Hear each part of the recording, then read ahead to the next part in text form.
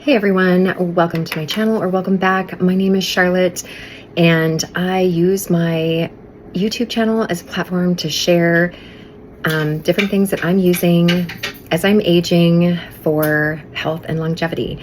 And I am doing a series on the different GLP-1 medications I have tried, which is 4 of them. And this is my last video. I kind of wanted to get them all up to date, but this video will be about Retatrutide. So I just wanted to preface this video by saying I am not a medical provider, and any bit of information that I give on my channel and about this subject is solely based upon my experience. And everyone's experiences are going to be different. Everyone's bodies are different. They'll respond differently to peptides than someone else. So with that being said, this video is about Retatrutide, the triple agonist. It is currently in clinical trials by Eli Lilly, and it is available to research. So Retatrutide is GLP-1, okay, GIP, glucose-dependent insulinotropic polypeptide, and a glucagon receptor. And the reason that I decided to look into researching this was because I had been in maintenance on tirzepatide and I kept having to lower my dose because I wanted to stop losing weight, but I didn't want to lose the benefits of the peptides, like decreased inflammation, decreased sugar cravings, decreased alcohol cravings. I just wanted sort of those benefits. And I thought by trying this particular one that I'd be able to use maybe a lower dose. And also this particular triple agonist is supposed to assist with a reduction in liver fat, improve blood pressure and lipids, and help with fat loss while preserving lean muscle. And because I was working on getting my muscle back by doing strength training, I figured that would be another reason. And I had pretty high triglyceride levels the last time I had my blood drawn. I mean, it wasn't a fasting blood draw, so I'm not sure if it was the olive oil that I put in my smoothie in the mornings or if I needed to lower my lipids. In any case, it is supposed to help with your lipids and your metabolic health, and regulating your insulin levels. And so I decided I was going to go ahead and try it.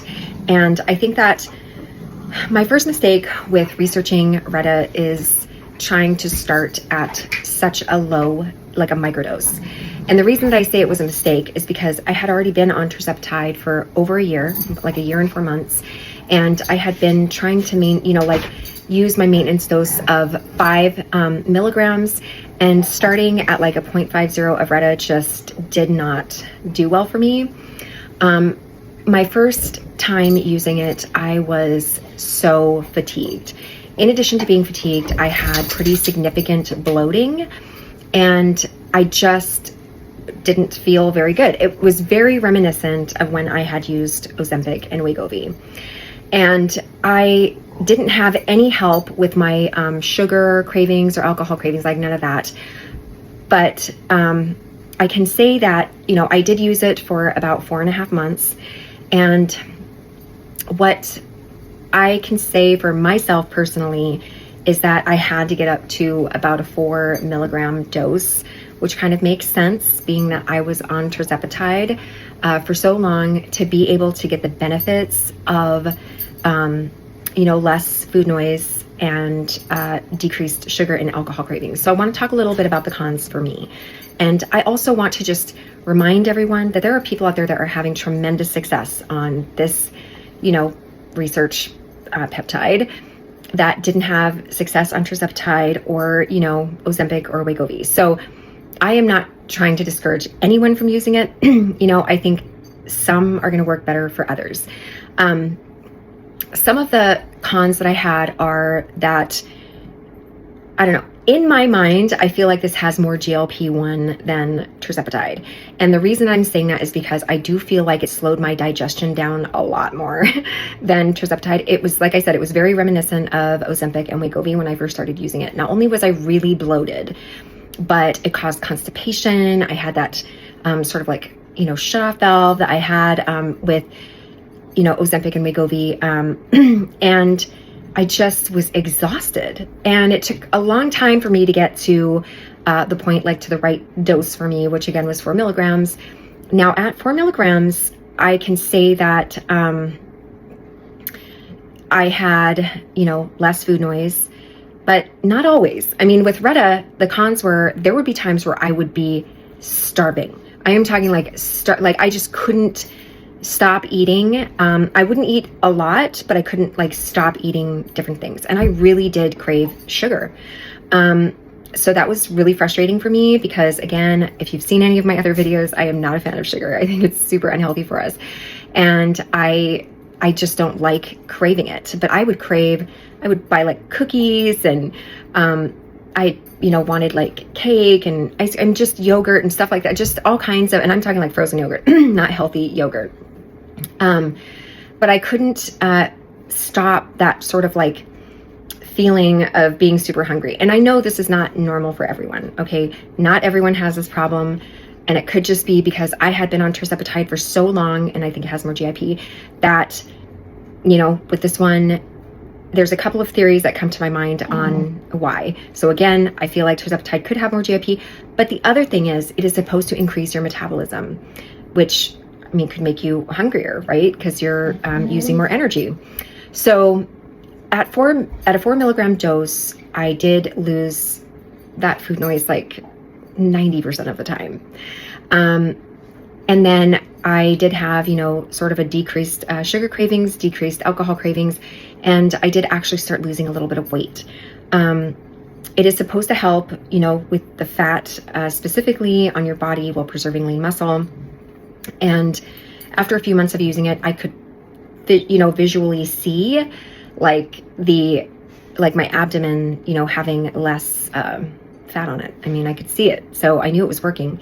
I would say that the pros are, again, it's supposed to help with your metabolic health, right? So I wasn't cold anymore. I actually felt warm. I do think, I was losing some pounds, not too many. I wasn't like losing a lot of weight, but I was losing weight. But I could see that it was fat, so that was great. And then again, the cons were, the side effects, which were bloating. The bloating kind of started to go away after a couple of months of using it. I stopped having as much of the digestive issues. But because I had been on tirzepatide for so long and I was in maintenance, I didn't even have the stuff that I used to use to help with those issues initially, like, digestive enzymes and gas medicine and Miralax and Senna and those kinds of things to help just kind of move things along, right? So that's what I would recommend. My tips are making sure that you have the tools that you need to help with the side effects. So low sodium electrolytes, Gas X for the bloating, Miralax or Senna for the constipation, fiber supplements are super important, and just digestive enzymes to help your body digest, because things will really slow down. It slows down a lot more, I think, than tirzepatide did, because again, it just reminded me more of Ozempic than, sorry, my dog she's just being obnoxious this whole video. Sorry for the background noise and everything. So it just reminds me a lot more of Ozempic and Wegovy. But again, people have had great success with it that didn't have good results with tirzepatide or Ozempic and Wegovy. So my final thought on it is to just know that you're going to have to find the right one for you. There have been people who have had wonderful success on Ozempic and Wegovy, and they feel amazing while they're on it. There's people like me who've had great success on tirzepatide, and I, have felt great on it. And then, people who are using Retta that are having great success. I do want to mention something. There are people who put comments on my videos that it's just for weight lifters, and that is definitely not the case. The clinical trials aren't showing that this particular peptide is specifically for bodybuilders, okay? The fact that it will help with a reduction in your liver fat, improvements in your blood pressure and lipids, and, helps people burn fat while preserving lean muscle means that it's really good for people. And it also helps with like insulin regulation. So it's going to be good for diabetics, for people who have fatty liver, which is probably a lot of people in the US because of our food system and all of that stuff. But I want to say it is not specifically for bodybuilders, okay? People can use it that are not in the bodybuilding community. Do I recommend strength training? Of course I do. I do recommend strength training on any of the GLP-1 medications because it's super important to help with maintaining your lean muscle mass. So I apologize about all the dog noise. I'm going to end this video. Let me know if you have any questions, and I hope you guys have a good night.